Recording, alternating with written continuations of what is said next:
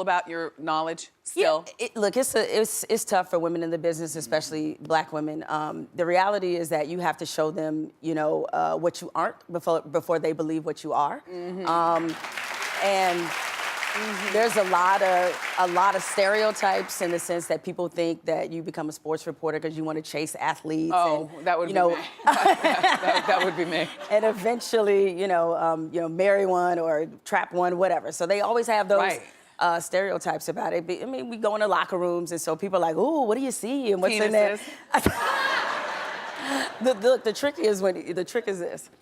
That's the trick. Hold your notebook here. Right. You don't have to worry about the rest. Got it.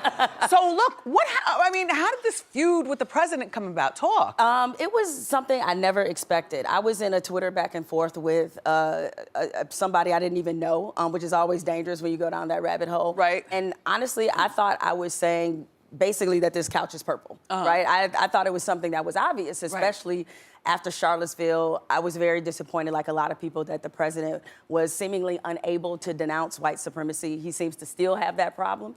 And so, I wrote not from an emotional place, even though I was upset, like a lot of Americans, about what we were starting to witness in our country.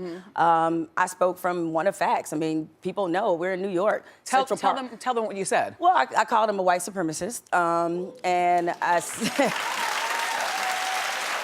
Go ahead. I did. The track record is laid out. I mean, we're here in New York, so people know what he said about the Central Park Five and the housing discrimination and all that. And so then they demoted her at ESPN. They didn't fire her.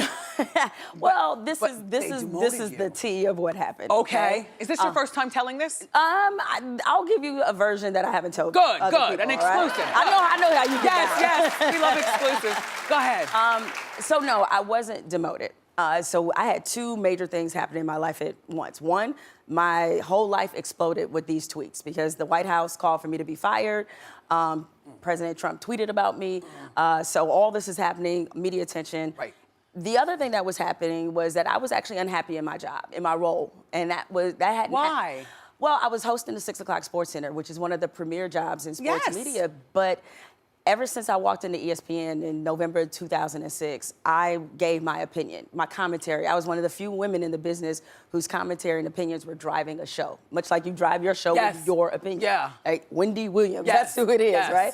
So to go from doing that to SportsCenter, where that's a legacy brand, where your job is to tee up other people and hear their opinions. And no disrespect to my colleagues, but I felt like my opinions were as weighted as theirs. I didn't say better. I said we're on the same on the same level. And so I was unhappy. So I chose to leave SportsCenter. You chose to leave. Okay, so she didn't get fired. Yeah, I did not get fired. Okay. And much like I chose to leave ESPN. I heard you got a big fat goodbye check. Yes. Really, I don't know what you're talking about. Yes, you did. You got a big fat goodbye check. And you know what? And you got some integrity because you didn't know that they were going to give you that big fat check. I mean, they had to pay you out of your contract and then they gave you more just to shut up. And instead of shutting up, you get a podcast. You see, look at you. Doing this? Okay.